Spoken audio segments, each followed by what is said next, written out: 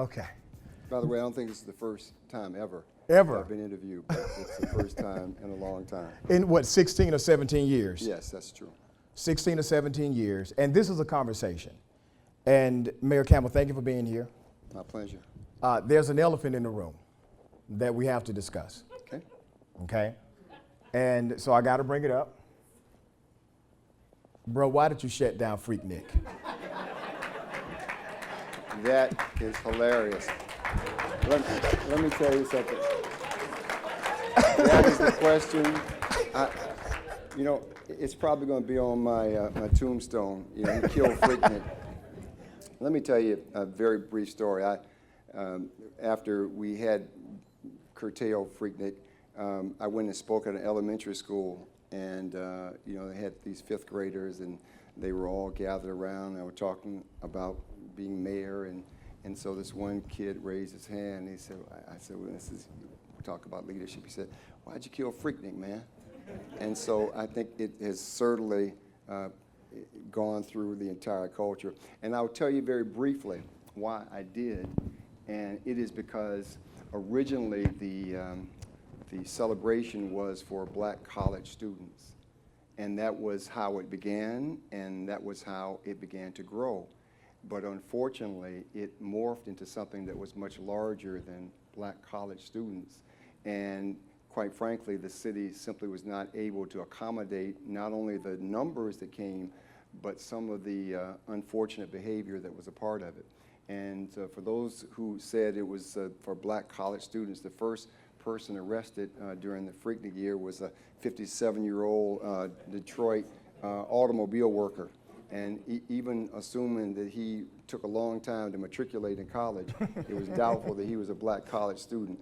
So it just was not something that we could accommodate and really work on our system of streets and parks that really are not designed to accommodate 300,000 people. Sure. And I think when you see what ultimately occurred, I had patients that could not get to emergency rooms. I had young ladies that were married or were supposed to be married on the streets along Peachtree, couldn't get to their weddings. I saw doctors couldn't get to hospitals.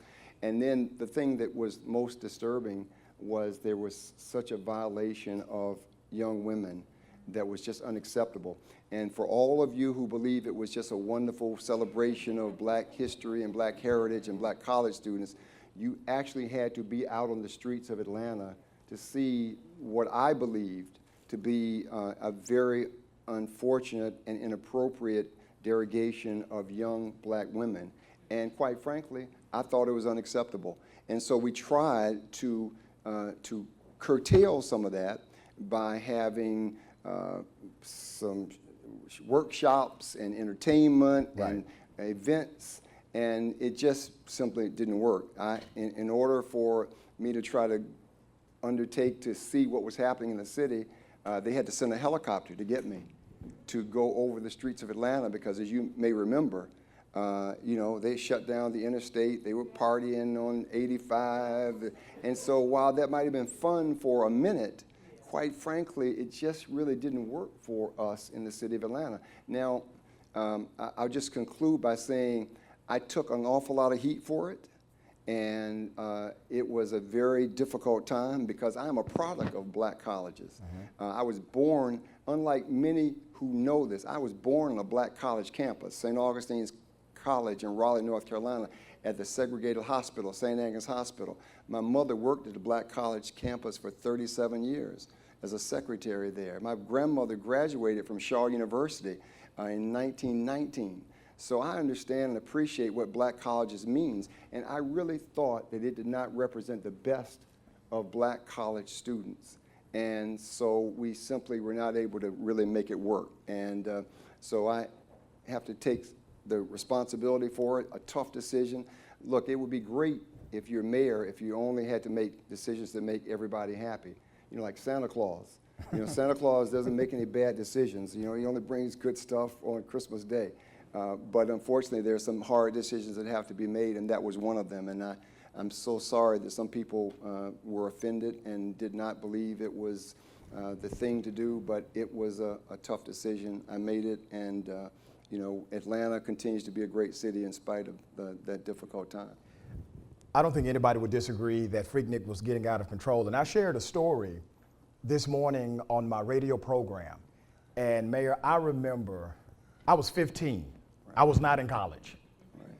I was 15 years old, participating in Freaknik with my cousin Jamal, okay? He was a freshman at Georgia State University at the time. And there were these two young ladies dancing on top of their cars. And I saw these guys surround the car, music playing, everybody having a good time. And then one guy decided to reach his hand and rip the shirt off of this young lady. When he did that, and in my 15-year-old mind, I immediately thought, oh, they're gonna take care of him. But they didn't. Other guys ripped clothes off of that woman, and that young lady ran and ran. And that memory, I had never seen anything like that in my 15 years of living. But you had to address that culture because that wasn't the only time that happened. In addition to that, let me just say we had 275 young people that were under the age of 10 who had to be held because they had no parents to come and get them. Wow. For overnight in a school cafeteria. So it just was an issue that was difficult, and I really look back on it. You know, there was they had a T-shirt. My son always references this. He went down Auburn Avenue the next year, and they had a T-shirt, and they had me in a boiling pot, you know, and with having killed Freaknik. But again, it was a difficult issue, and I understand that there are an awful lot of people who had regrets, but most of the people did not see what you saw, and that was the violation of young women. Right. Young women who could not protect themselves, and because of the massive crowds, young women that were simply looking for law enforcement to come help them, and you could not have them find the way in because there were so many people that were congregated. So it was a very difficult time and a difficult issue.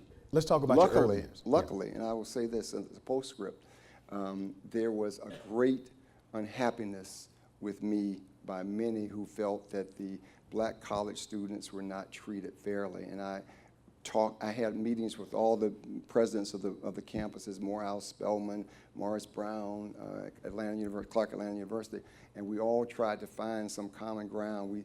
But it was just a very, very difficult situation. But that was in 1997 when I ran for re-election, and there were some who tried to use it as an issue. I won every black precinct in the city. Wow. So I think there was people who understood that while that was a difficult issue, that the larger issue of Atlanta and Atlanta's progress and where we really hold ourselves. And let me say this, there is no city like Atlanta for the African American community. All of you know this intuitively, but when you travel, people believe Atlanta is nirvana for black people, and that is absolutely true. Black leadership, think about this, black political leadership, black civil rights leadership, spiritual leadership. More black ministers are trained here in Atlanta, Beulah Heights, ITC. The economic prowess of blacks in Atlanta, unparalleled. The biggest, busiest, best airport in the world was built and owned and operated by the 6 consecutive African-American mayors, and that does not go unnoticed across the country. And I believe you have to really have an appreciation for why African-American people look at Atlanta. Look on the cover of Ebony magazine right now, and you will see that 2 of the people that are on the cover, one is the mayor of Atlanta, Mayor Bottoms, and the other is Stacey Abrams, who's running for governor, who is a product of Atlanta. Yeah. So I think that gives you some sense about how Atlanta is regarded. Well said. Let's go back to your early years. You were born in Raleigh, North Carolina. Yes. And your brother, your older brother, Ralph, was the first African-American to hold statewide office. And only. And only. Since nobody then. ever did it. That's right. After him. How did that shape your perception of politics early? Well, very interesting that you asked that. My father was the president of the NAACP in Wake County. And he had a simple mantra, and that was, voting is the one time when everyone is equal. Whether you're a billionaire or whether you're homeless, you go in and your vote counts just the same. And so when we were young on election day, my father took me and my older brother and sister out of school. He would take me to a precinct and give me a little paper bag with some fried chicken in it and a bunch of little pamphlets to hand out to people. And I would stay there all day long. From the time the precinct opened until the time the precinct closed, he would come by and check on me. You okay? And so what that taught me, and what we really need to teach all of our children, is that voting is the most indispensable tool we have for revolutionary change.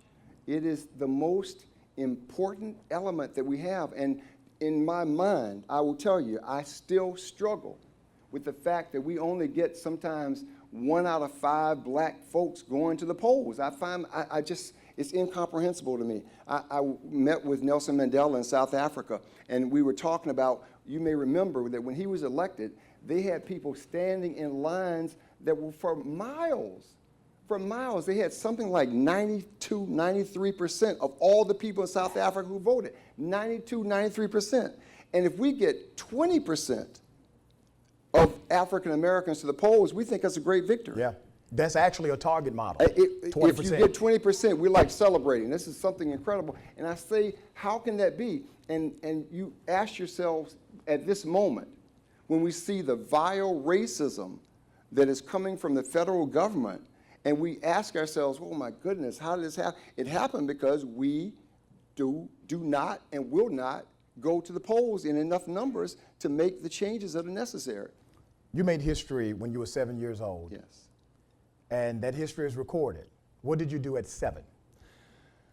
At 7 years old, I integrated the schools of North Carolina. First black. First black. And it's interesting, it was actually the first public school to be integrated in the South.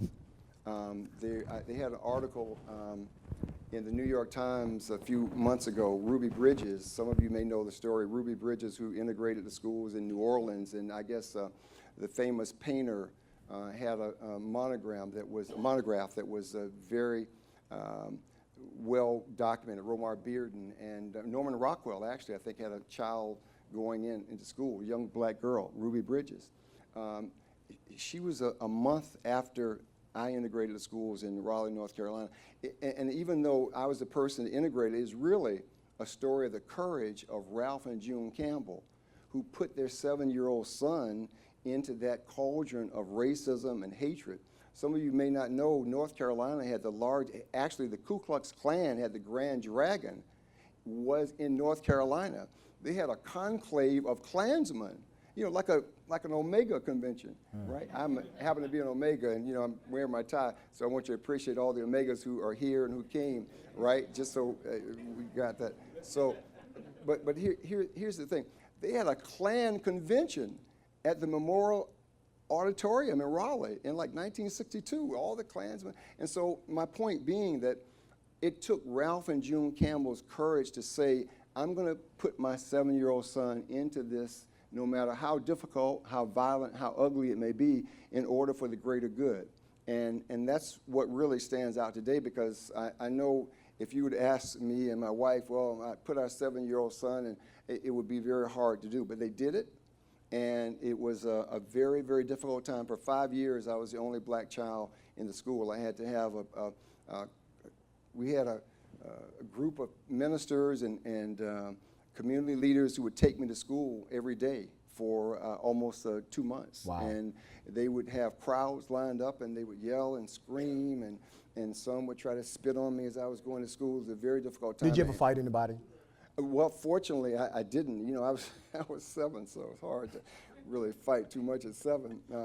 And it was, and you may not know, but in the elementary school, it was 1 through 6. Which I actually believe is a good system, 1 through 6, and then junior high, 7, 8, 9, and then senior high. I really don't believe that kids who are younger ought to be with seniors, but that's a different issue for a different time. But I was in the 2nd grade, and so I was tiny. And it was a tough time. And these older kids would, beat me up and knock me upside in the head. And, as soon as the teacher wasn't looking, push me down. And it was a very tough time. But I endured because I understood why it was important. And just so that you'll know, it wasn't just going to school for the integration.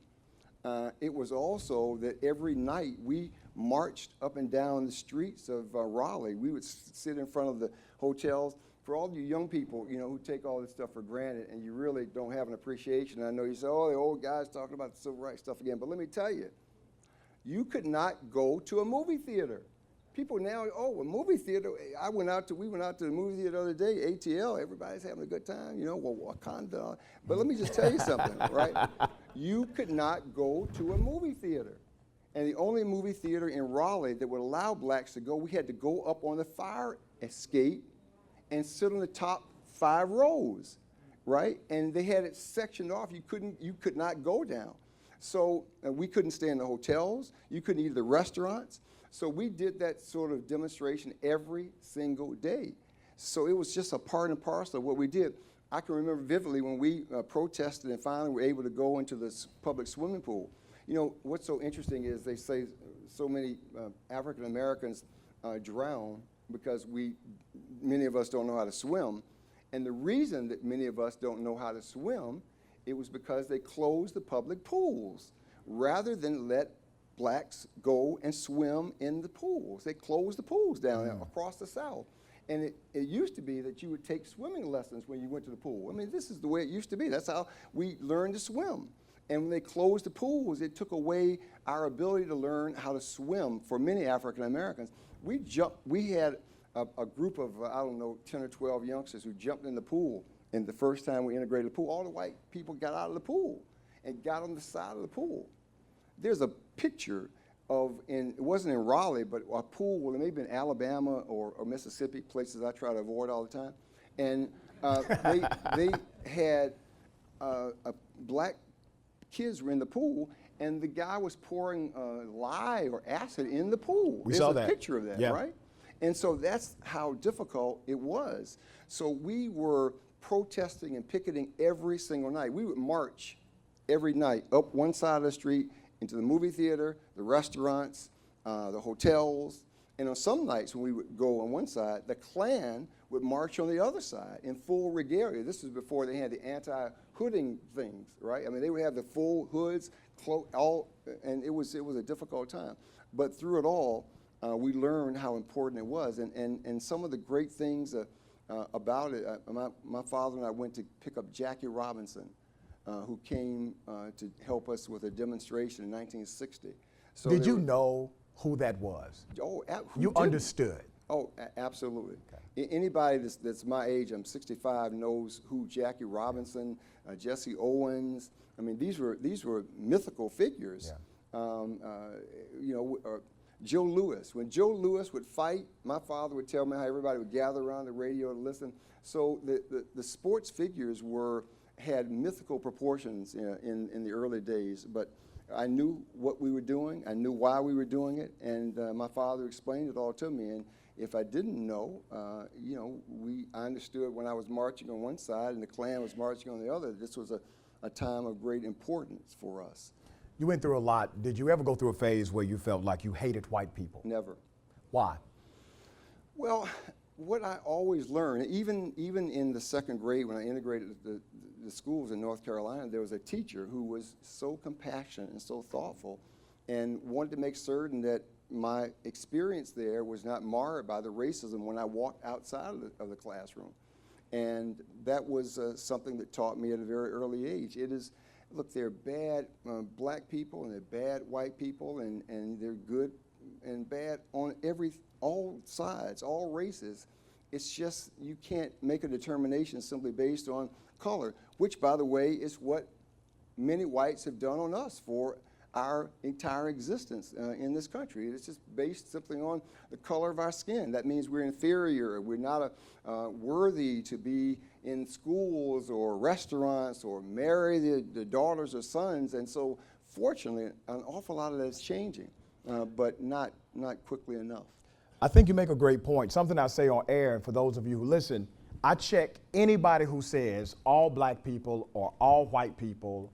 When folks use that language, they are guaranteed to be one thing, and that's wrong, right? That's wrong. Sure. When you took office, this was 1994, all right? So let me take you back a little bit.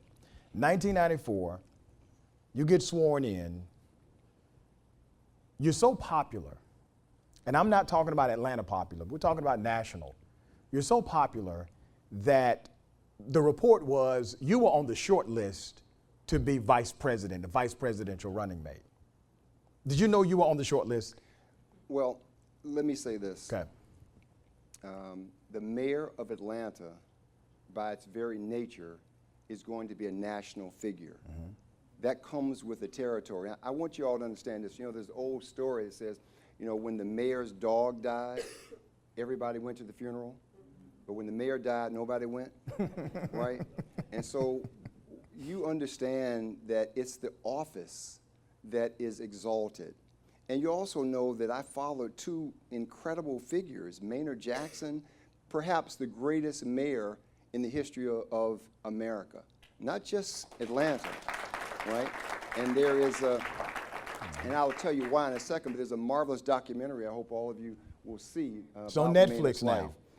In fact, it's on, if you fly Delta, I guess they're showing, it's one of the things they're showing. But I followed Maynard Jackson and I followed Andrew Young. These are two figures of incredible importance in history. You know, I say all the time that we don't really understand how important people like Andrew Young or John Lewis or Joe Lowry, Joe Boone, Ralph David Abernathy, mm-hmm. These are people that changed the face of this country. In fact, when you talk to Nelson Mandela, they say this civil rights movement in America is what gave them an awful lot of their strength as they were fighting apartheid in South Africa, or what happened in India, all around the world. The civil rights movement was an inspiration. So I say these are historical figures. And so I followed Andrew Young, Maynard Jackson, was proud to be elected. And you can imagine for a child of the South, a product of the civil rights movement, to have the honor of being elected as mayor of Atlanta, it was just so remarkable, and I relished that opportunity. And while there might have been lists that I was on for higher office or being considered, let me say this: nothing ever is as great as being mayor of Atlanta. And in fact, I'll tell you this story.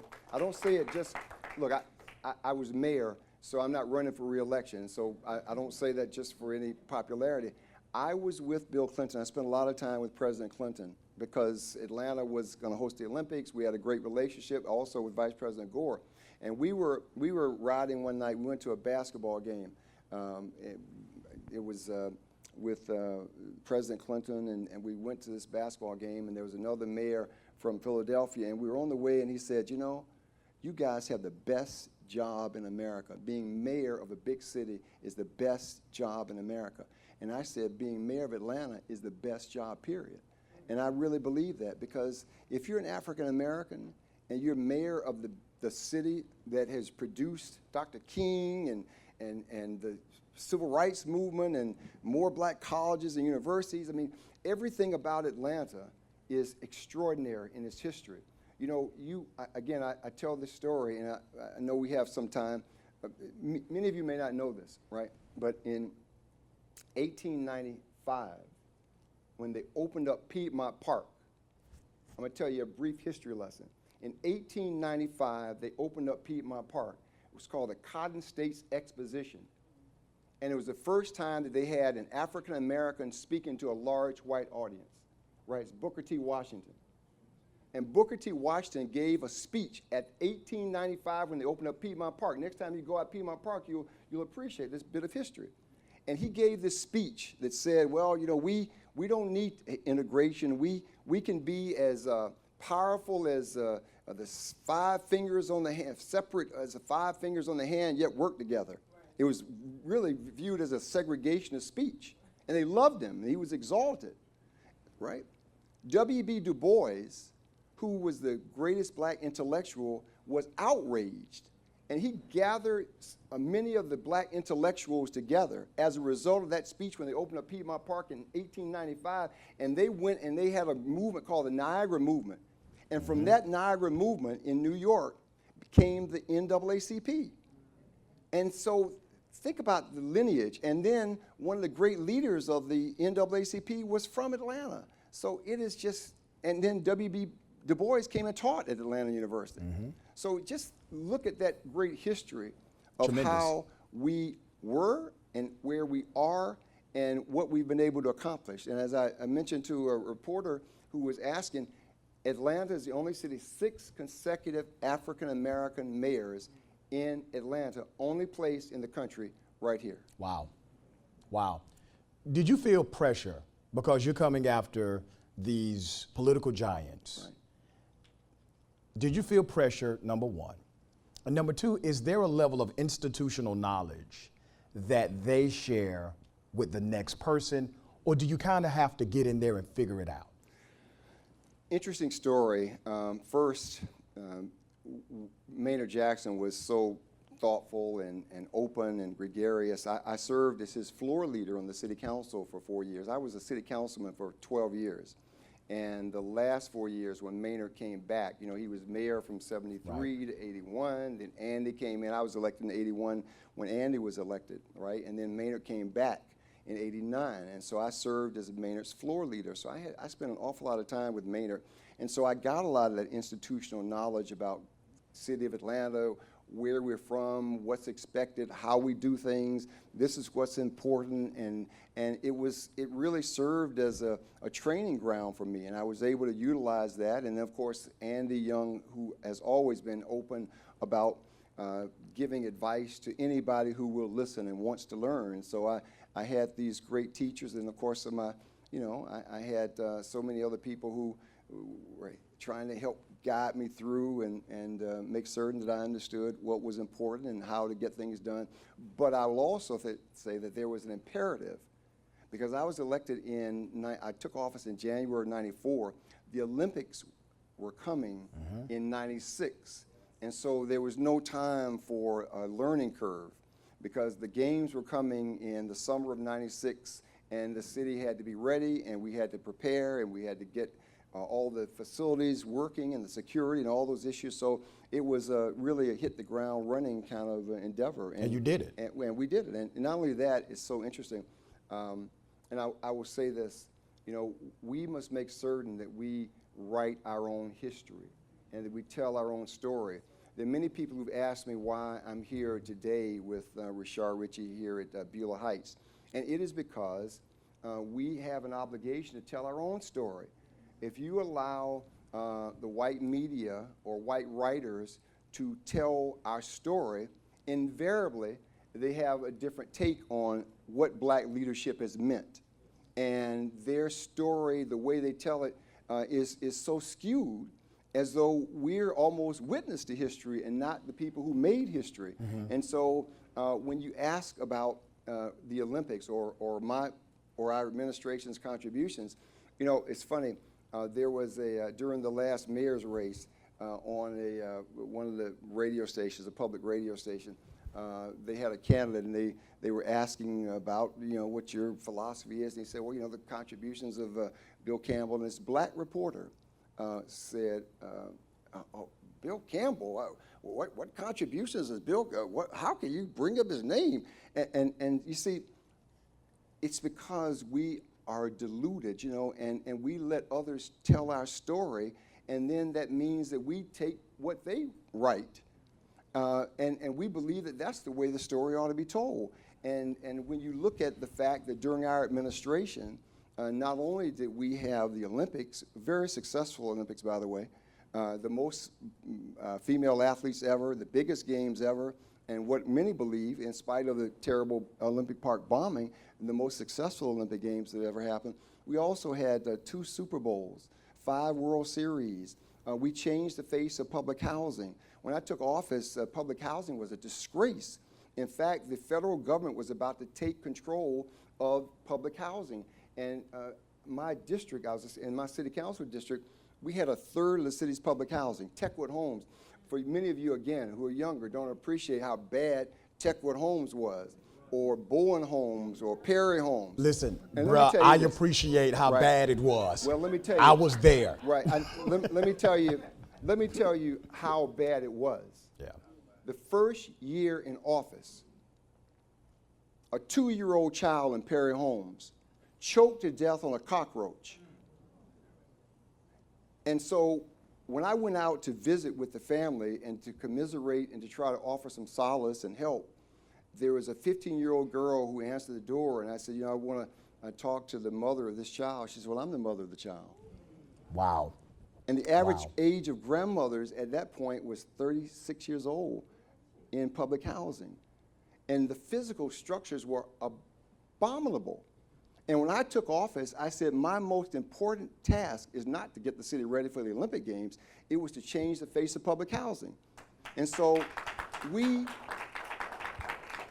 I tell this story because the transformation of public housing from the worst, one of the worst in the country, to perhaps the finest is a story that is an accomplishment of our administration. But if you read the newspaper, or you read the columnist, or you listen to the commentators, you would think, as I often say, anything good that happened, it was in spite of me. Anything that bad that happened, it was because of me. And so, having undergone that kind of experience, you understand that we cannot let anyone else tell our story. I had to give somebody proper change about a year ago, and we were discussing housing in the city of Atlanta. And this was a forum. You had all of these very important people talking about the city of Atlanta. And we went down the list of mayors and what mayors have done. And this one guy completely skipped over you as if you were never even mayor.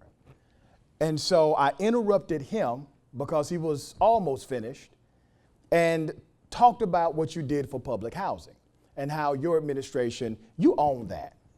You own that. Nobody else can own what you did there. People built on top of it, and then it just kind of, And stuff just kind of happened after that. Here's the interesting thing about that. The transformation of public housing happened because I selected a person who was going to work in what I believe to be the proper fashion of transforming public housing.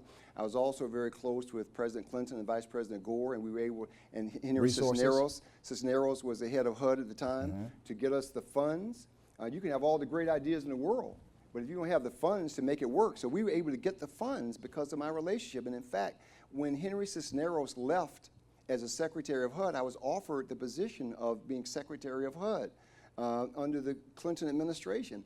But I turned it down because I, again, thought being mayor was better than being the Secretary of HUD. So when you look at that transformation of public housing, or when you look at Atlantic Station, for all of you who, again, are new, and if you used to see what Atlantic Station was, it was a smokestack brownfield, one of the ugliest sites you can imagine. In fact, it was the soil was contaminated.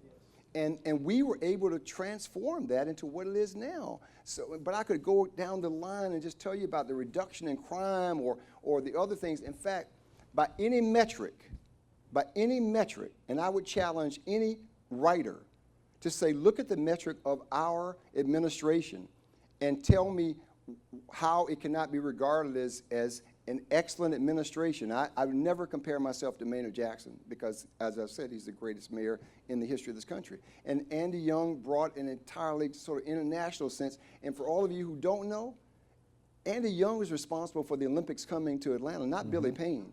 And so I want you to understand that, right? So for all of the people who just, Billy Payne is the most incredible leader. He brought the Olympics and he did this and he did that. Some of you may not even know, and I like Billy Payne, by the way, but some of you may not know he fought against having Muhammad Ali light the torch. Wow. And it's a story that's only just been told. So my point is, Andy Young brought for all of you who believe Atlanta's an international city and the Olympics brought it, it's because of Andy Young. So my challenge when I became mayor, you ask about sort of feeling pressure, my challenge was to make certain that I made people better.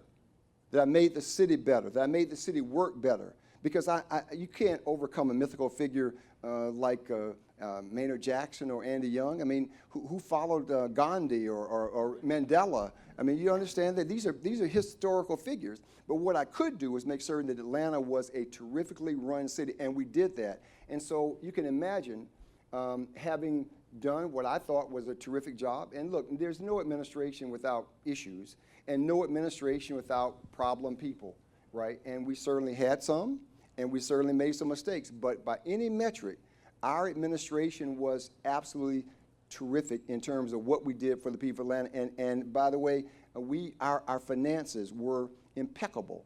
And we have who was the person who led our finance department here, David Corbin, a financial whiz, who led our finance department. The other thing that I wanted to make certain that I did, first of all, we had more black women running departments than any other time in the history of Atlanta.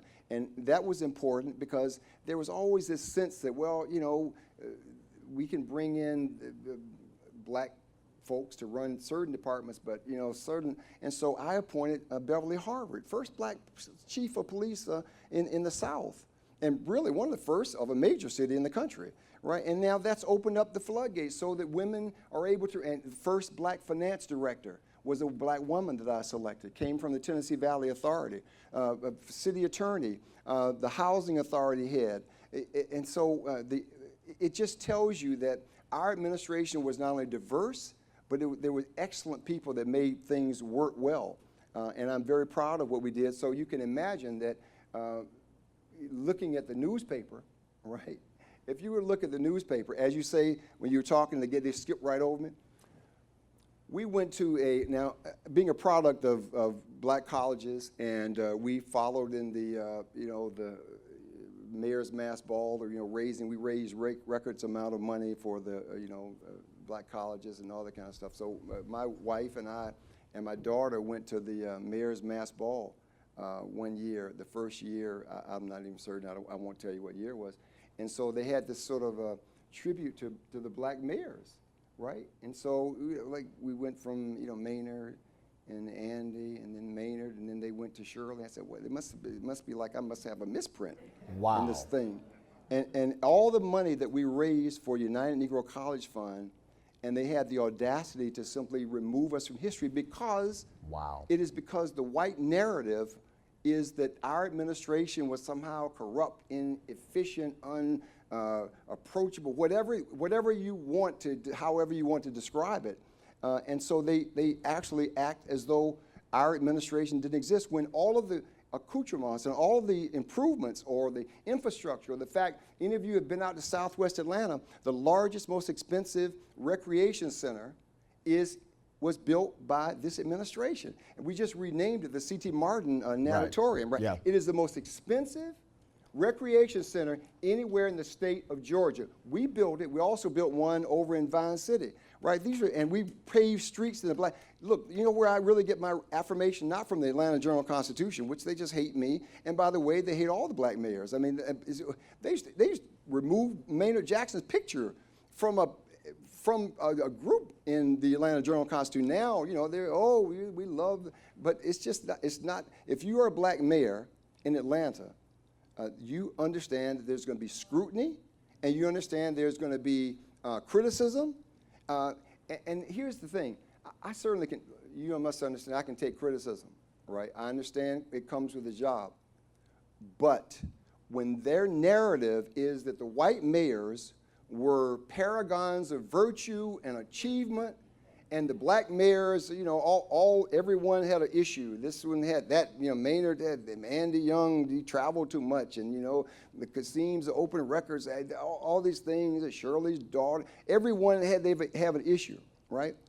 And then they tell the story of Ivan Allen, who I regard with great affection because he was a terrific mayor. And then they say, he went over to Coretta King's house and he took her over to the airport after Dr. King was killed. But they failed to mention that he also built a physical wall so that black people could not live in Southwest Atlanta, right? He actually had a physical barrier erected. Now, that kind of a mistake if a black mayor did something, it would be on like Kill Freaknik. It would be on your tombstone. It'll right? be part of the legacy, right? They would lead off right there, right? Or that Sam Massell, when he ran for re-election against Maynard Jackson, by all regards, ran a racist campaign. The tagline was "A city too young to die." Right? If you watch the documentary of Maynard, you will see exactly what I'm talking about. Now, they make it as though Sam Massell was responsible for MARTA. So when it was really the black community's votes that propelled the MARTA forward, because the white community didn't vote for it, just like they didn't vote for the lottery either. Sure. Right? But now they want their kids to take advantage of the Hope scholarships, right? So my point to you, my friends, is that you cannot, I circle back, you cannot let other people write the narrative about our history, because if they write it, it will have a different slant. And that is what's the most important point. I say this because whether it's Maynard, and every time I go to, I see Andy probably once a week. Andy is one of dear friends. He and Carolyn Young are just dear friends. And he says all the time, Bill, they just investigate black mayors. If you're a black mayor, it just comes with the territory. And let me just tell you this, folks. If you have not been inundated with the fact of they have 8 GBI agents, 8, count them, right after 7 and right before 9, right?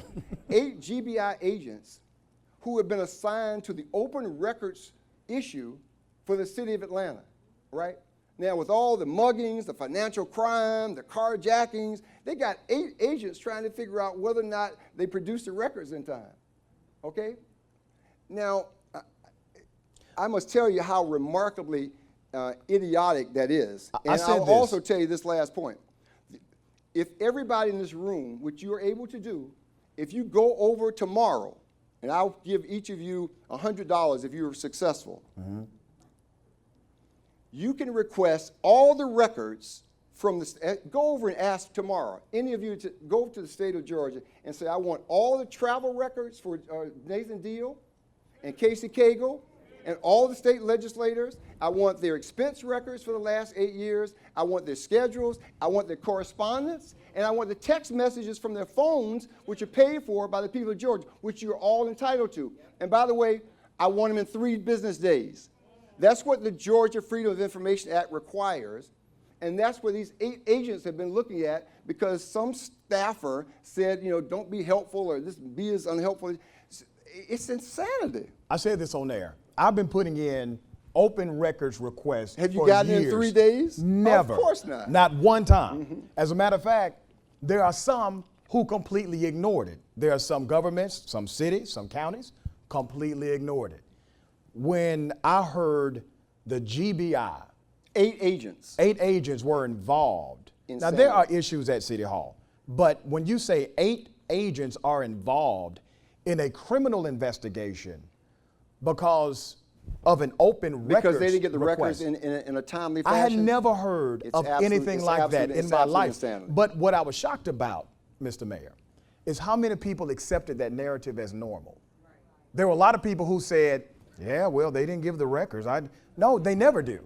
Governments many times have an adversarial relationship with media. Rashard, and that's why when you hear on that panel and they skip over my administration, right? They act like those 8 years didn't exist. Yeah. And by the way, black folks love those 8 years. You know, it was a great, a lot of white people love them too, because the city ran well, it was prosperous, we added people, we paved streets, we built new devices and new facilities. We reduced the crime rate. We had opened up new recreation. We did a lot of great things, and we did it with financial integrity, all those kind of things. And so here's the interesting thing. When you go out to the airport, right? Go out to the airport and go through from concourse, I think it's C to B, and they have this wonderful thing about the history of Atlanta, right? And my 8 years, or even the mention, and so I didn't exist.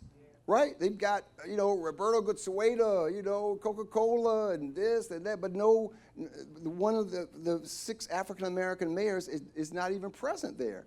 And so it tells you that some black people buy into the same narrative. And that's why I circle around and tell you, my friends, that you cannot let other people write your history for you.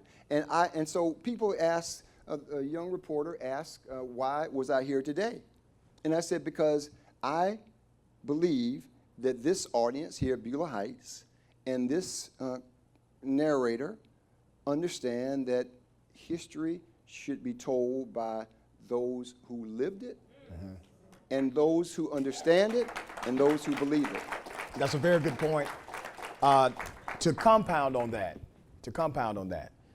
I get the great opportunity because of a guy named Maynard Eaton, who is a professor in the Mass Comm department at Clark Atlanta University. And I get this great opportunity to guest lecture these Mass Comm students. And many of them are still searching for what they want to do. Some of them want to do print, some of them would like to do on air, some of them would like to do television. And I said, regardless of what you want to do, understand that when you write something, when you put something out, 50 years from that day, 100 years from that day, somebody in that present era will read what you put out, will review what you put out, and that will provide the context of history for them. And if you're not telling the story as black people who had an experience at an HBCU and understand the narrative, if you're not telling that story, then you might as well put down your pen. Well, let me tell you, interestingly, all of us are very well aware of, the scandal and the investigation. I was going to get to that, but go ahead. We're going to get it. But here's the interesting thing. Now, and none of us condone wrongdoing or bribery or corruption, right? And it ought to be investigated and it ought to be prosecuted appropriately. But did you happen to notice that 4 vice presidents at Georgia Tech? See, that's the real story. Who were taking, in essence, money inappropriately. One had a vendor buy a suite at the football stadium, so they would use. So this vendor, in order to get the contract, had to buy a suite for this person to use each and others were sitting on the boards of companies that were getting business, and they were being paid. So where is the investigation?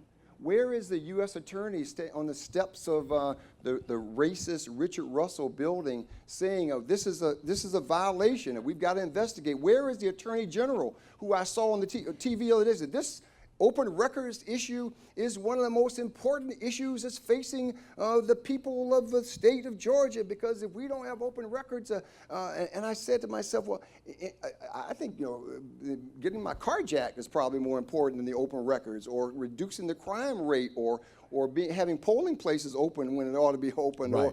or having paper ballots so that we can't get our elections hacked.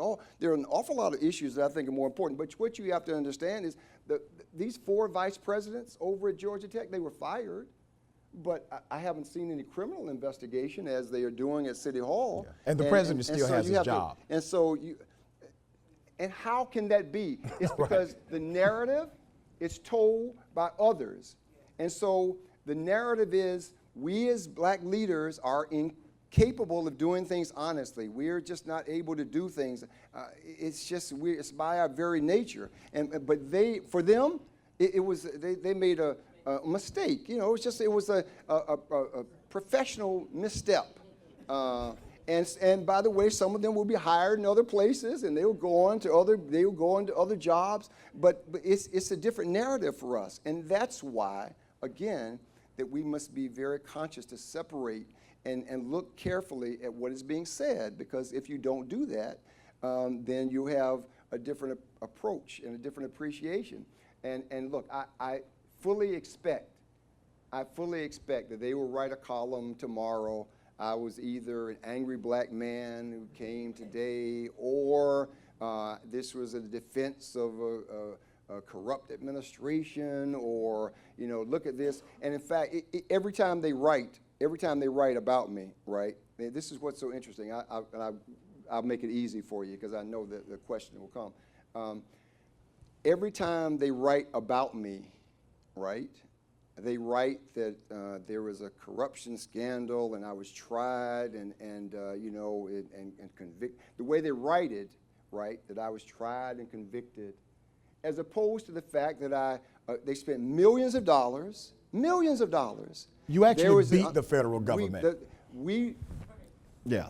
So that you know, my friends, that 97% of all the criminal defendants in the federal system either plead guilty or are found guilty, 97%.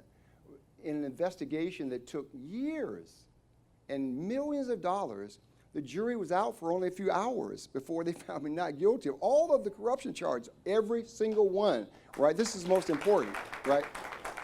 Found not guilty on all the corruption charges. And the racist prosecutor started crying when they were interviewing her afterwards. Oh, I can't believe it. So I'm convicted of 3 minor tax offenses, which, by the way, our lawyers show that everywhere else in the country on those kind of things, you either get probation or you just pay a fine, which is what normally happens, right? But in my case, I was punished more severely. And okay, that's that. But every time you read in the newspaper, they write, I was convicted. They're very careful, right? They want to. They conflate the issue. They want to make certain that you're on a defamation case or libel. He was tried and convicted as though it was on it. But I want you to know, all of you here, and all of your friends when you go home, right, and all those who are watching, you know that Bill Campbell was found not guilty on all the corruption charges. And you know what's so interesting about that is, even when they find you not guilty, they still say you're guilty, right? So it's almost as though you can't win, but we did win. And, they say that the best revenge is living well. And so I am living well, and that's the best revenge. And I am, and in large part, people always say, what if you had to name your greatest accomplishments? And I say, well, the greatest accomplishment was convincing Sharon Lynn Tapscott to marry me, right? And the second one was for her to stay married to me for 40 years. We just celebrated our 40th anniversary. They're celebrating 40 years. Guy. And let me tell you guys. 40 years. 4 years. Let me tell you. 40 years. With 2 incredible children. Let me tell you guys, when I called the mayor and I said, I'm doing this thing called Leadership Talks. It's open, it's transparent, and we're just going to talk. And him and I went back and forth about the date. And I initially scheduled it for Thursday, I think. Right. And you said, well, Rashad, that's my wife's birthday, and I like being married. Right, I do, yes. So we're going to have to schedule this on another day. But, give her a round of applause. She's a lovely lady. Yeah. Lovely woman. Yeah. 40 years. And how has that relationship shaped you? Well, let me say this. I will say that nothing has been more important in my life. And I'll tell you this very quick story. I always thought, somewhat immodestly, and I did not go to Morehouse, but somewhat immodestly, I always thought that being a successful lawyer, I went to great schools, I had great parents, I had great family life, but I was doing very well as a lawyer in Atlanta, and I said, whoever marries me, they'll have a great life, right? Because they will have picked a great partner.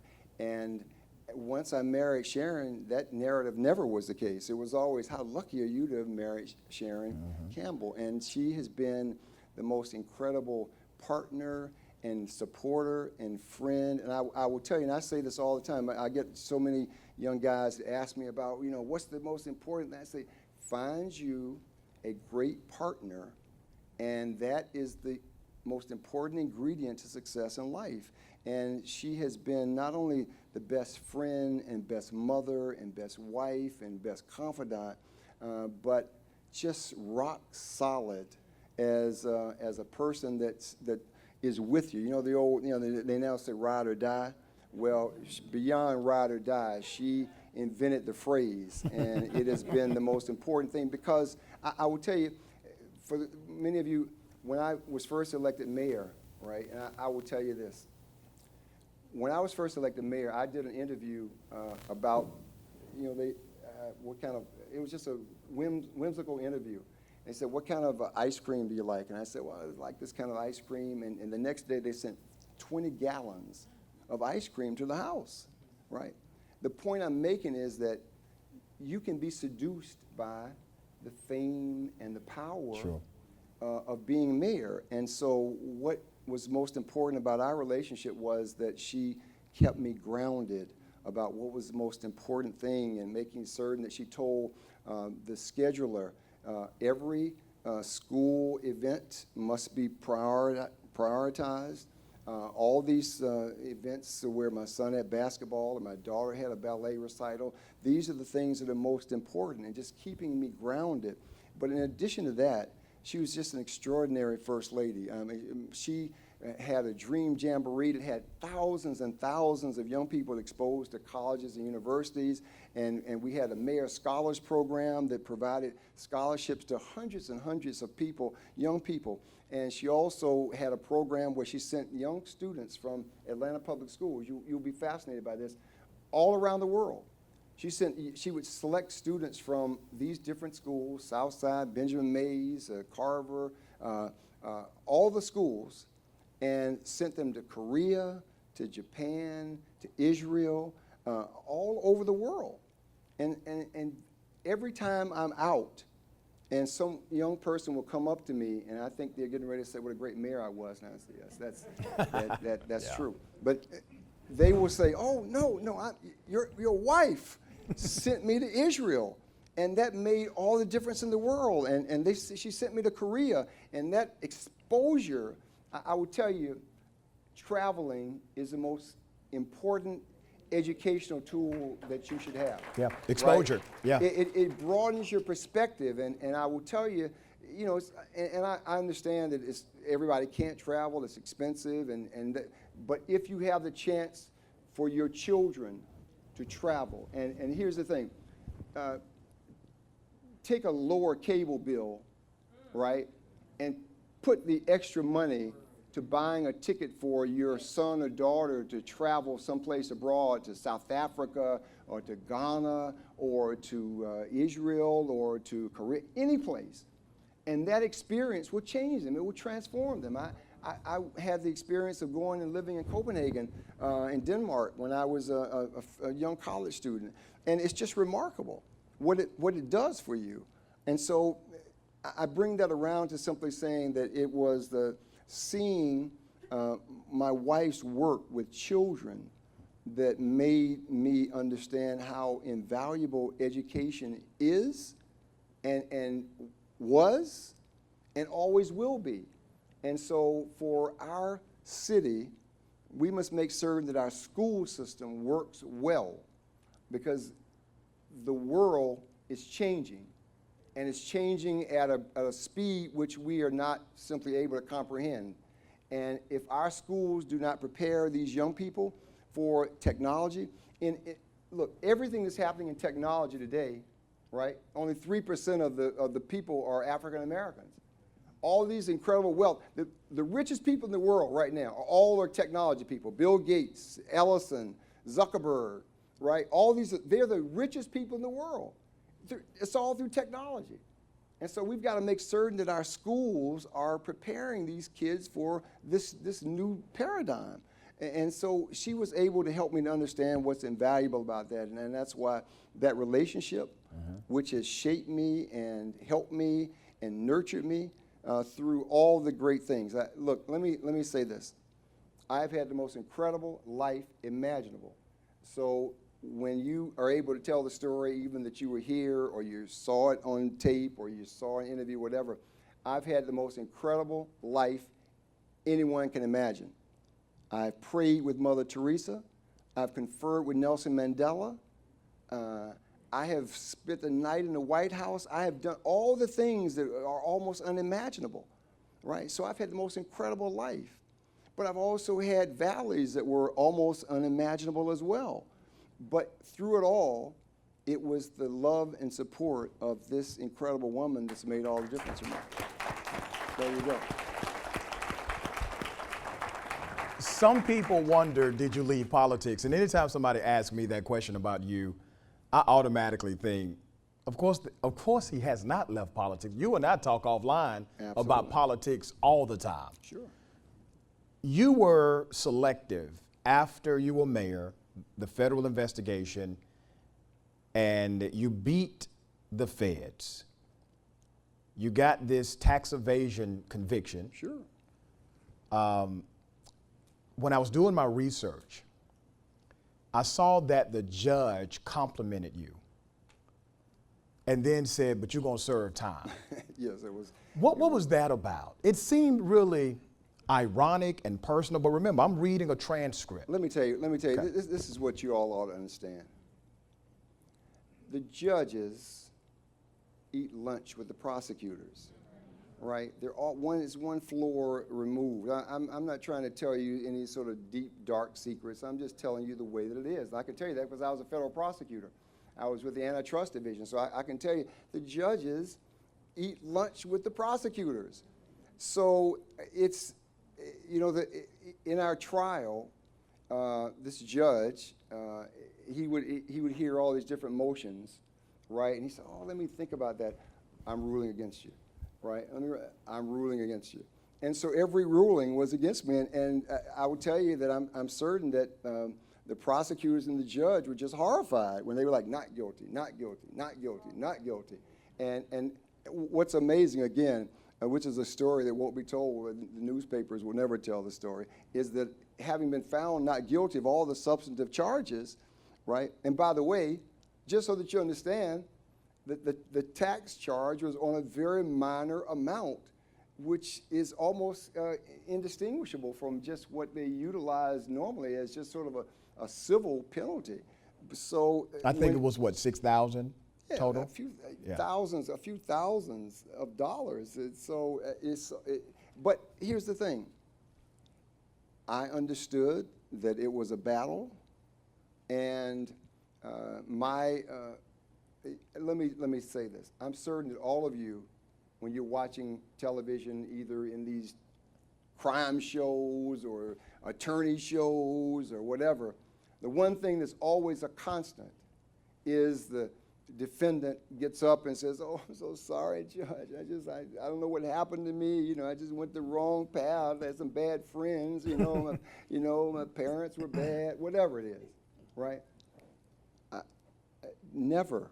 There was never any regret. I had nothing to say because I understood that the system was working against me.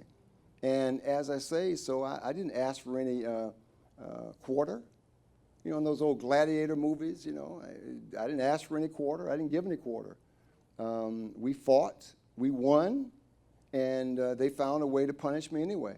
But I think what's important about all that is the narrative that I was convicted for these corruption crimes continues to this day.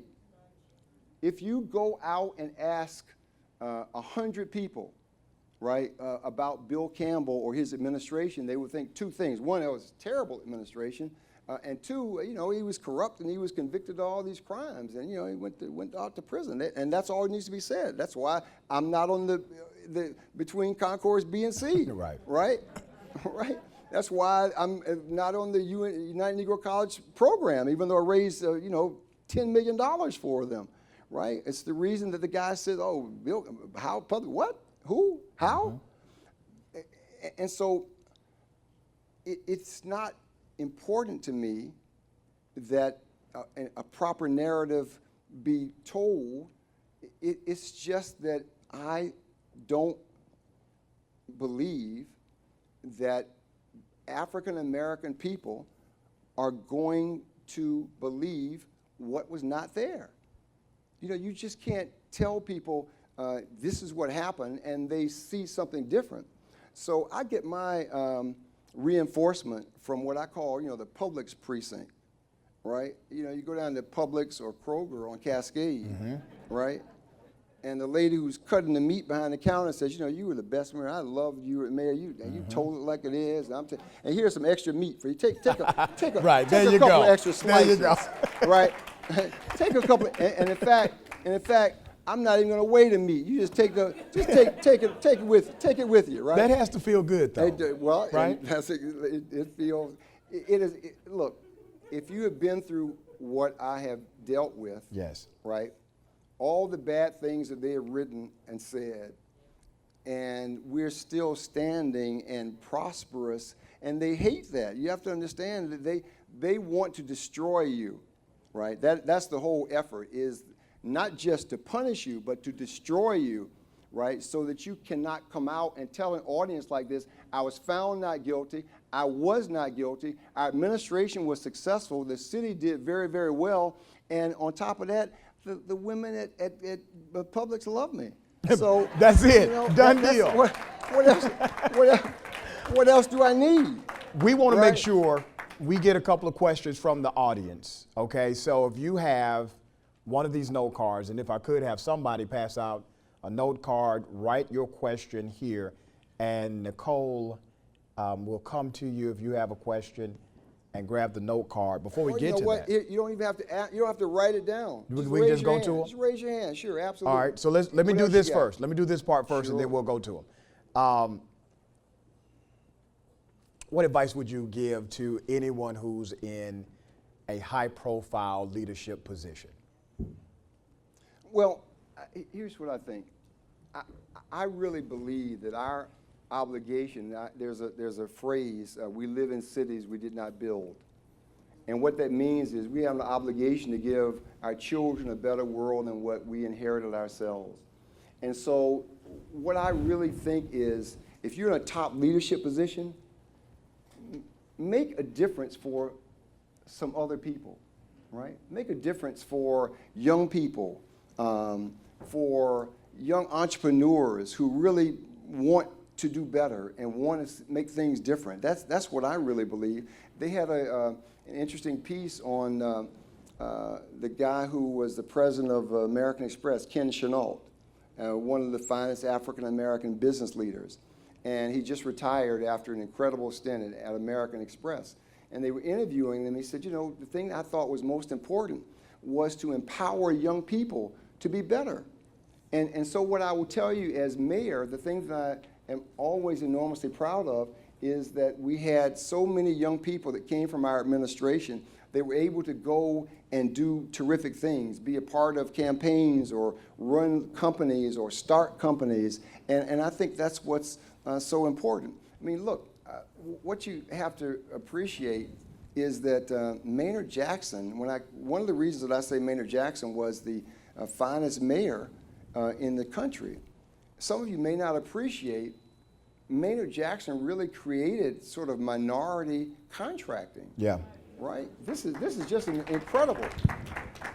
And the reason that they want to take the airport away from the city of Atlanta, by the way, who we built it, owned it, operated, every single thing about it is from the city of Atlanta. It's very rare in the country that happens. Imagine, you know, the airport is called Hartsfield-Jackson, right? You know, Mayor Hartsfield was an important figure in the old airport. The old airport has been long gone forever, right? There's nothing that simply remains from Mayor Hartsfield's days as mayor. It was Maynard Jackson and Andy Young and Bill Campbell and Shirley Franklin and Cassine Reed and now Keisha Lance Bottoms are the people that built what we know as the busiest airport in the world. And through that, right, through that vehicle alone, we've created hundreds of millions of dollars for African American and women entrepreneurs, right? When I was mayor, we gave one of the largest program management, almost a $900 million, I want you to hear that number, $900 million program management contract to an African American-led consortium. And you see, that doesn't happen anywhere else in the country. And that's why there is now an effort by white South Georgia legislators to try to take the airport. And I say, if you think that you're going to take the airport from African American leaders and people, that's just not going to happen, and there'll be Armageddon before that happens. There's a real fight. There's a real fight, and I had Felicia Moore, president of Atlanta City Council, on the show to talk about it. What's happening right now, and I talked about it on CBS 46 as well, what's happening is that the state of Georgia is saying, let's create kind of like a port authority. Yeah. And by creating this port authority for airports, and they're saying all airports, but airports. The only one that matters, they don't care. Right, the one that really, look, yeah. You think they care about the Macon airport? No. No. No. Right? But that's the disguise. You have to be really, The really. Adairsville airport, where like one Yeah. plane comes in, a single seat plane with some guy Right. from World War I But see, is that's bringing the play. the plane in. That's the play. No. And when I say that's the play, that means No. they're playing everybody else.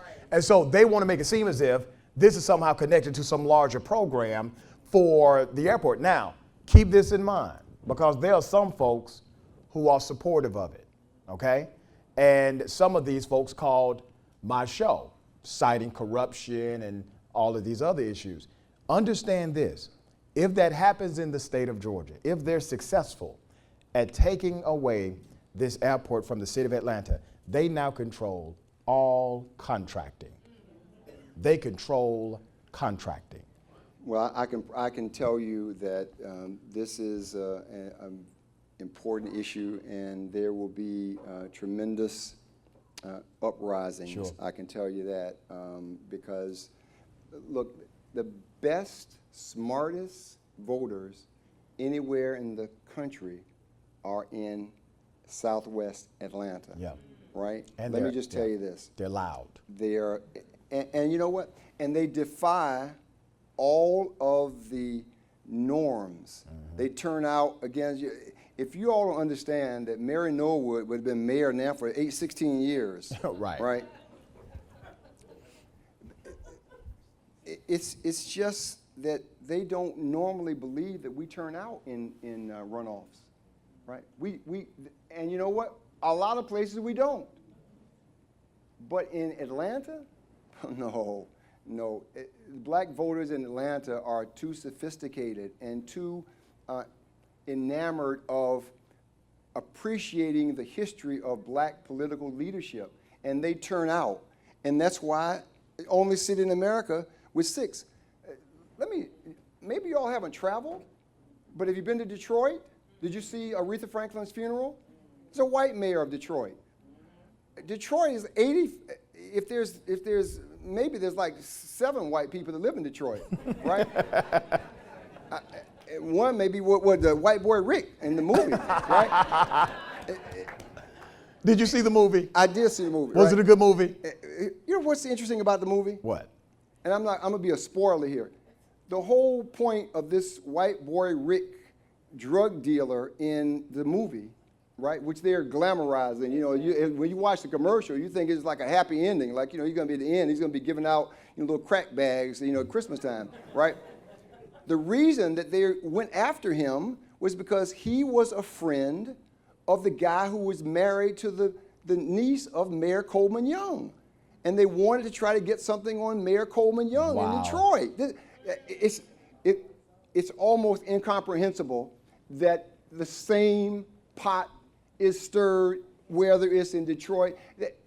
So that's that story, right? I'm gonna come back to that, right? Think about this. Up until last year, virtually every major city in America that used to have a black mayor, they do not have one anymore. New York, right? David Dinkins, long gone. Chicago, Harold Washington, long gone, right? Los Angeles, Tom Bradley, long gone, right? I'm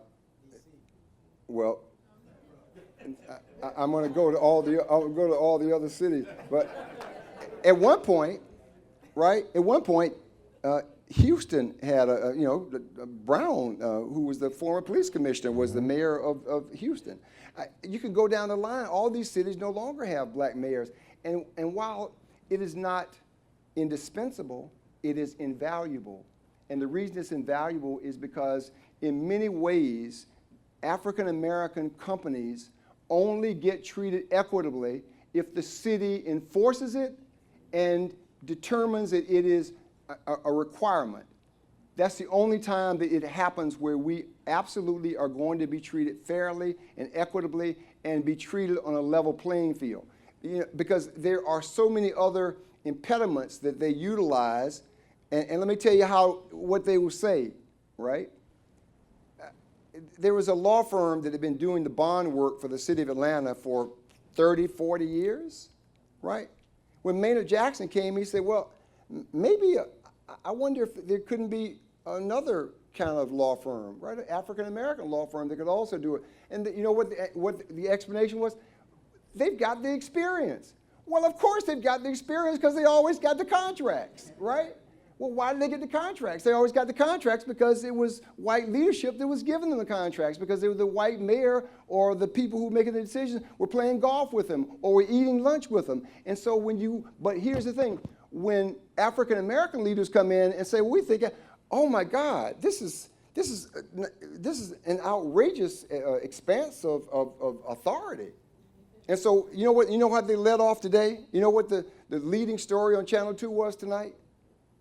They're going to create a transparency officer for the city of Atlanta. That's the lead story. They spent 7 minutes on Channel 2 that there's going to be a transparency officer in the city of Atlanta, right? That was so, I know all of you, it really makes a difference in your life, right, to have a transparency officer, right? Oh, I wonder why when William Hartsfield was mayor, they didn't need a transparency officer. Or when Ivan Allen was mayor, they didn't need a transparency officer. Or when Sam Massell was there, they didn't need a transparency officer. Or why don't they need one over Governor Deal or Sonny Perdue, right? Or Donald Trump, right? So, but we need one. You know why? Because they are investigating every single nook and cranny, every this, every that, and we buy into it, right? Because, if they're investigating, here's the way they work. If they're investigating, it must be something wrong, right? Or otherwise, why would they be investigating? And this is what causes us to lose the narrative, my friends. And until this story concludes, I'm going to tell you that that's why I'm here tonight, because I believe all of you can be acolytes, right? I believe you can take the story out, like a pebble in a lake, and you can take the story out, because otherwise. It's just like Richard Pryor said. He went down to court looking for justice, and that's what he found, just us, right? That's a great line, isn't it? It really is. I mean, it's a classic, lives forever. You all don't normally get this kind of good material, but I'm just telling you. I'm telling you that we have to question when they talk about what we're doing and how we're doing it, and why it's different now than it was then, or why it's different from the city of Atlanta. You telling me the 159 counties in Georgia, and all of them are getting their open records right away? Not happening. But why is the Attorney General only investigating the city of Atlanta and assigning 8 GBI agents? Do you know why? Because as long as they have been in office, they always run against Atlanta, right? Chris Carr, who is the Attorney General, I can promise you, remember that name, right? Chris Carr, who was the Chief of Staff for Nathan Deal, right? And then when the Attorney General, here's what's so interesting, right? I'm just telling you a quick story, and I know Richard was probably got some other questions. So Governor Deal appoints the Attorney General, who is Sam Olens, to be the president of Kennesaw University, right? And then he takes his chief of staff and makes his chief of staff as the Attorney General, right? So, and now the guy who was the chief of staff for Nathan Deal is saying the most important thing for the state of Georgia is the records in the city of Atlanta, right? You may not even remember Mitch Scandalakis. Does that name ring a bell for you? Mitch Scandalakis, an absolute cretin, right, who was running for lieutenant governor. And the commercials, here's what his first commercial was, I'll kick Atlanta's ass, right, when I'm elected. That was his commercial on television. Okay? Mike Bowers, I can go down the line of people who have just... They ran against Atlanta. They run against... Yeah. Look, you know, they talk about dog whistles. They That's are what it is. saying... And look, Brian Kemp, who, when I saw those commercials, where he had the shotgun and the truck and the explosives, right? I was wondering, like, where's the ATF? Why don't they... Normally, when you see an explosion out in somebody's yard, the ATF is out there, right? He got the shotgun he's holding. He's got a truck where he's going to take all the aliens or the illegal people down on the... You know, round them up personally. Round them up personally. Yeah. Right? And then he's got an explosion out in his yard. And now the commercials, he's like Mr. Rogers, right? So my point simply is, they all run against Atlanta. And it's a dog whistle because it's really just a way of saying, I'm going to subjugate black folks, right? I'm going to make certain that black folks stay in their place. And this is how it's worked forever. Look, for all of you who go down to the Richard Russell building, right? I'm going to give you another quick history. So Richard Russell was one of the most racist senators, politicians. He voted 38 times against anti-lynching bills, right? He voted 38 times against anti-lynching bills. He led the fight against all the civil rights legislation. He said there will never be blacks and whites going to schools together.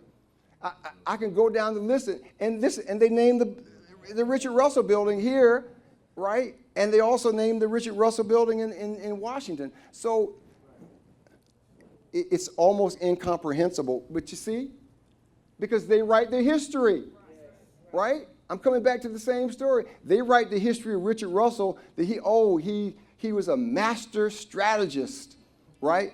And see, Richard Russell heard about it right there. They heard He's about coming it. at you. They'll be cutting my microphone off in a couple of minutes. I think it's really interesting you bring that up because narratives are really different based on status. And Yes. something we talk about in the classroom. Based on race. Based on race, and race has a lot to do with status. Absolutely. And we talk about social impact theory in my classroom. And social impact theory basically says you can influence a group based on a few factors. Number one, proximity. So if I'm closer to you in proximity, I have a better chance at influencing you. If I'm close to you in thought, meaning we have the same ideology, I can possibly influence you. Also, status, meaning if I am of the same race or if I come from the same socioeconomic background, I can influence you. And then there's another part of social impact theory that says group dynamics, which means if I walked into a room and you guys walked into a room and I said it's raining outside, and everybody says, no, it's not raining. We just came from outside. But if this side of the room said, yeah, it's actually raining, y'all, this side of the room will start believing that possibly it is raining. Proximity, status, and impact. And what has happened in your narrative is that the story that has been written, or the stories that have been written, I researched all of it.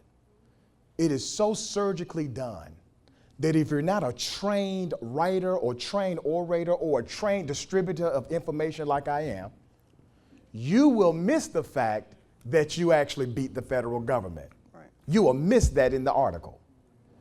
And then when people miss that, they talk to other people. Group dynamics. And they talk to people who are close to them. Proximity. And that is what happened to you. Well, it's what happened to me, but I also get the free meat at Publix. That's So that right. makes- So it's a good trade-off, I think. Actually, I don't. I want to make certain. 'cause Wait a the minute, that's Publix- gonna be an the Publix people investigation. The Publix people will be called up later. It's gonna be I another get- investigation about the Publix. I get so much love from Yeah. people who understand it. The roads were paved in Southwest Atlanta, That's right. or you build new recreation centers, or you make certain that African American entrepreneurs get a fair shake. I mean, as an example, they had in the newspaper. I stopped subscribing a long time ago. First of all, it's a terrible newspaper. I'm just absolutely terrible. You're giving us real gold nuggets today, man. I got to tell you that. Yeah. My wife is giving me the cut sign. Oh, But here's the thing. The newspaper is an abomination. It's absolutely horrible. You can read it. You look here. You can read it in like about 12 seconds. And the best thing to do is just go in the store. You can read it while you're waiting for them to cut your meat in Publix, right? But they had the two editorials. I guess one was Mayor Bottoms was talking about why the city ought to be trying to support the Gulch project. And then they had this absolutely undistinguished former city councilman who was there, who wrote an article, and he started out this article. This is just, I think maybe it was yesterday or Sunday. He started out this article by saying, in 1996, Mayor Campbell brought forward a proposal for vendors at the Olympics, and we only had 3 or 4 days to consider it, and that really casts an dispersions on the whole Olympics. Absolutely untrue from start to finish. Now, do you think if someone wrote something like that about a white mayor, that they would not go through and make certain that at least the lines were accurate? Of course not. But because he's disparaging me, that goes with their narrative. So, I mean, it's just, and so you have to overcome that all the time, right? You have to work hard to make certain that people understand that's untrue. And I just believe that, you know, as Dr. King said, you know, the moral arc of the universe is long, but it bends towards truth. I certainly, I'm going to hold him to that, right? Because I know what the truth is, and I know what our administration did. I know how successful we were and what we did, and understand we certainly made mistakes, as every administration has made mistakes. And we had some bad people working for us, right? And that's unfortunate as well. 8,000 city workers, right? 8,000. So if you got 8,000 and 10 are bad, you know, that normally you would say that's a pretty good percentage, right? But in our case, right, they say, oh my God, the whole thing was just corrupt. Everything was bad from start to finish, when in fact it was just the opposite. But they are so invested in the story, right? They are so invested in making certain that they try to destroy me and destroy my reputation. And I, you know what I always know? I know that the people who are like in this room, or the people in Atlanta, the people who really know and appreciate the things that we did, because I see them and they talk to me all the time about, you know, you helped my grandmother, or you sent my kid to college, or you did something positive for our neighborhood.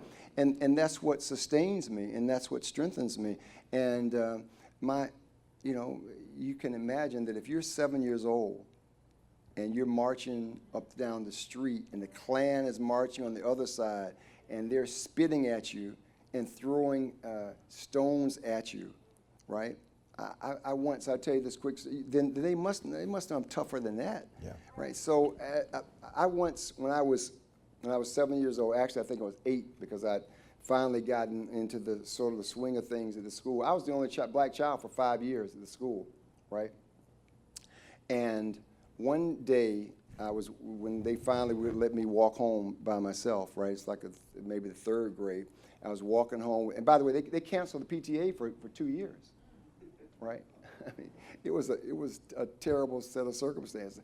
I was walking home with this young white kid, and he said, you know, let's go play at my house. And I said, okay. You know, so we're in his house. It's a little shotgun house, right? And so I go in, we're starting to play, and he hears the front door. He says, oh my God, if my mother catches you in here, she'll kill you. Can you imagine me 8 years old? And so I had to hide under the bed. Wow. Right? I had to hide under the bed.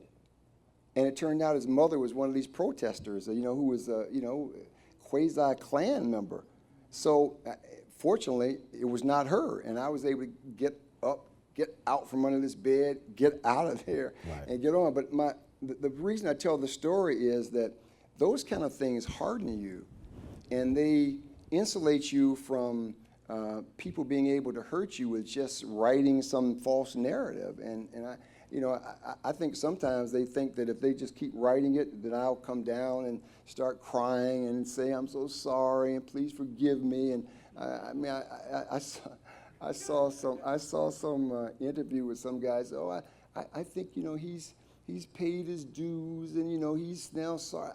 I'm not sorry. I have no contrition. I didn't pay any dues, right? I was wrongfully imprisoned, just like they did. They tried Dr. King on a tax charge.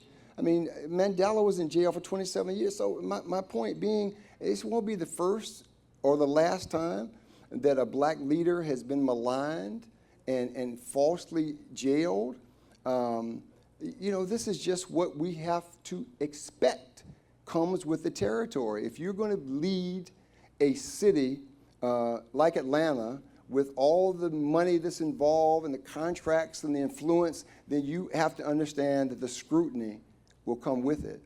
And that's what you must endure for the greater good.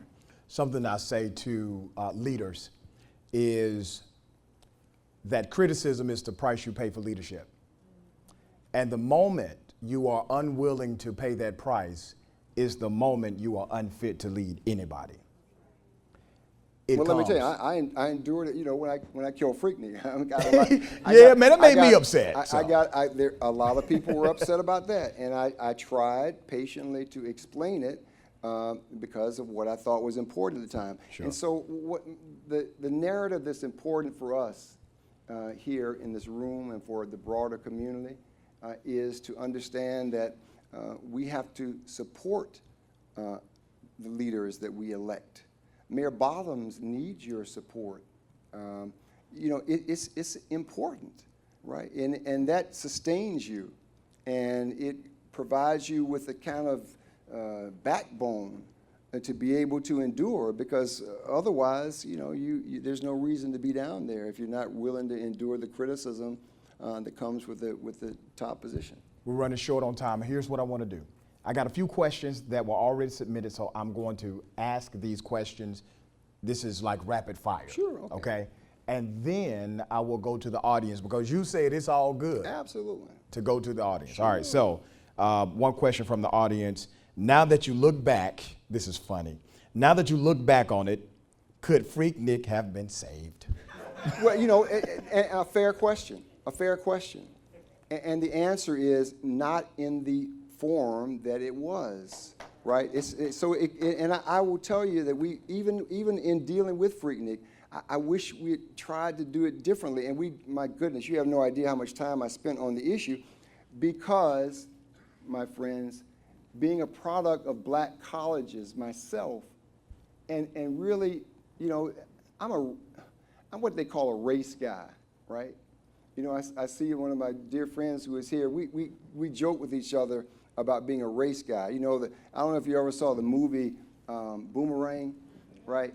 And Martin Lawrence and Eddie Murphy are playing pool, and I always say, oh my God, the white ball knocks the black ball off the table. And the green table is the earth. It's a green table, and the waitress comes in, we got asparagus spears. It's, oh, spears, oh my God. So being a race guy, because, at 7, having to endure a lot of stuff, you have to appreciate that. So I thought we could save Freaknik. And I tried, and I spent an inordinate amount of time. Really, it's hard for you to imagine, my friends, how much time I spent trying to reconfigure it, save it, make it work. It just, unfortunately, could not happen in the way that they wanted it to happen. And that's because it was Bacchanalian. It was buck wild, as they would say, right? Yeah. I'm telling you. It was off the chain. It was, no, not off, it was buck wild. Buck wild. And that's different from off the chain, right? Off the chain is okay. Buck wild. You couldn't deal with buck wild. No, you can't do buck wild. Ron, is that you, brother? Was that my question? No, you, Mr. Freaknik. Look, listen, hold on. That's the brother. No, I'm so serious. That's the brother that started Freaknik. Well, I gotta be honest, I did not start it. But in '92, I was approached by a team that said, could you produce a festival? And in 2 weeks, I put together my Freaknik at Lakewood Fairgrounds. Did it move from Lakewood out to Stone Mountain Park? I always stayed at Lakewood. Right. We have 60,000 Right. The second year, we said we knew that this was going to be more than we can handle. We came to the city of Atlanta, and then we came into your office with a proposal, and your office said, "Oh my God." In 92? No, this was in '93. In 93, Mayor Jackson was still mayor. See, and that, Okay. I was there working with him, but it just didn't work. So in '93, we did go back to, and what we did was we organized it even more. And this time we had sponsorships and so forth. And that year I knew that I needed to trademark that name. And the reason I did that, because I said, if I didn't do it, some white person would do it. And you guys will be amazed now to understand that. You know who owns the trademark on the name now? Ted Turner. Wow. He owns that name. Yeah, because on a national level. Okay. So in our fourth year, we came and this was amazing. You were mayor then. Yeah. We came back into the city, and once again, they said our proposal was so great because you know what we did? We answered every question that the city had for us. We went through recreation, parking recreations, and so forth. But we knew that we had to stop people from trying to go to Piedmont.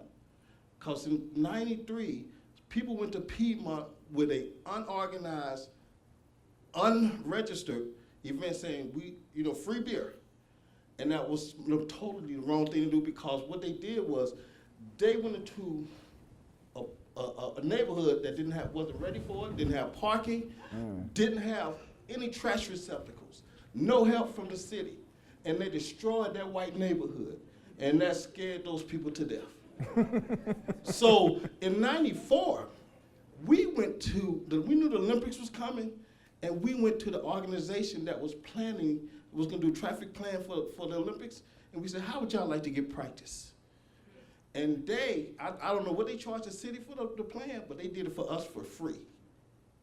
So just to let you guys know, we had brought the numbers, when they said it was like at its peak 500,000, we knew it was 1 million, and I'm gonna tell you why.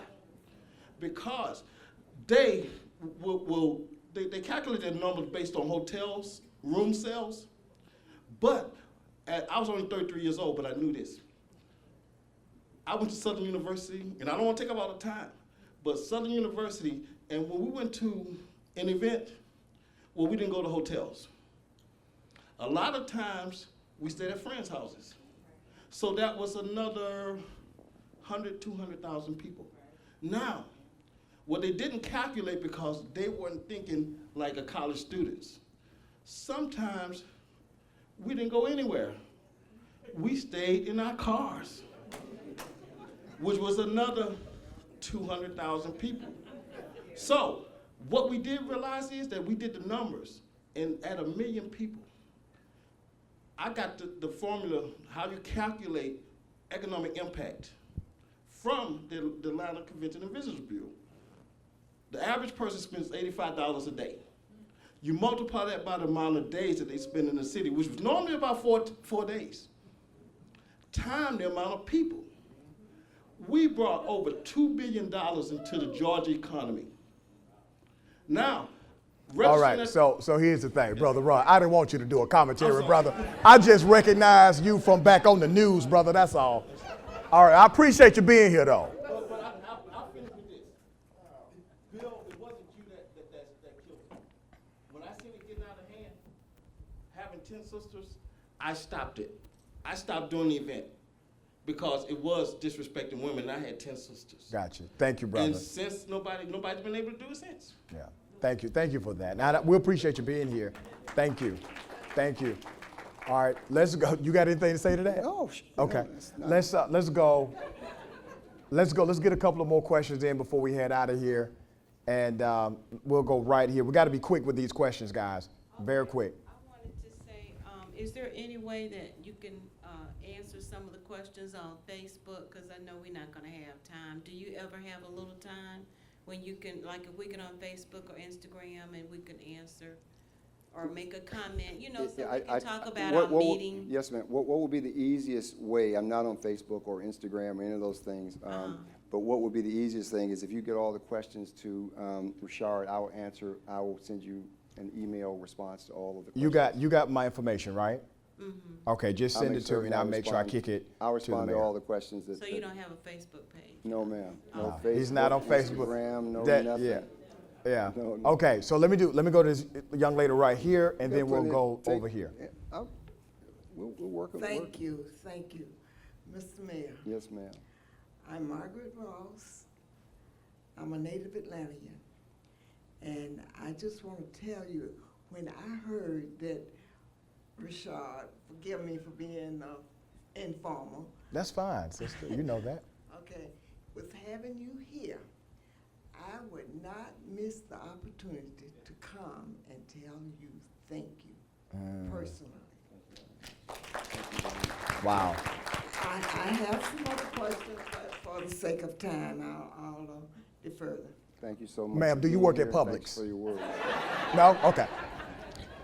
All right. So let's just grab as many as we can, Junior. Just walk with the folks with the microphone, man. Let's get it all in. Okay, I've got to say, I'm waiting for you to come back to WOK. You and Gene had one of the We had- best we had- shows It was a ever. great show. At least do it on Saturday or Sunday. You can do once a week. We're waiting for you. It was one of the best shows ever. But I wanted to say, you talk about Atlanta having had 6 consecutive black mayors. Right. So, Mayor Kim, we got to talk. What happened to black Atlanta in this? Why doesn't Southwest Atlanta look as good as the North Side? Well, let me. And you said the Southwest Atlanta has a good vote. And I believe that is a part of the problem. And I will say this: every time I get off the expressway at Cascade, right, or MLK, it is a marked difference from when I'm up in Cobb County and get off the expressway. And I say to myself, well, who's responsible for the upkeep or making they plant? Sometimes it looks like a planetarium. Where you go up at some of these exits, it's just so grand and lovely. And then we go down off of Cascade, and you got shopping carts and people trash. And here's the thing: we have to make certain that we police our own community, right? And we just cannot let people disrespect us, because if you disrespect your own community, then we will say to ourselves, well, why should we live here? And I choose to live there because I like the people, and I want to live there, and I want to support my community. But I always am amazed and disappointed that so many of us don't do more. If I see some trash, I pick the trash up, put it in my car, right? And so I implore us, in order for our own community to be better, to not accept anything less than what we know we should have. And that's what my point would be. All right. First- We got to be quick. First, I want to say thank you to the First Lady. I went to Bounty. I went to the Bounty program. I'm a product of Atlanta Oh, Public wow. Schools, so thank you for that. One question that I wanted to ask you was, in 2018, what would be your plan for the city in terms of the Confederate monuments and Stone Mountain and some of these areas that such a debate is happening? What would be an actual plan that you have in place? I actually, first of all, I'm delighted that you're here and that you were part of the program. I believe that I don't want us to be distracted about monuments and people on horses and because to me, it would be nice if we could change a lot of it, and some of it are being changed. Confederate Avenue is an example, or Nathan Bedford. Forever, I represented Bedford Pine, right?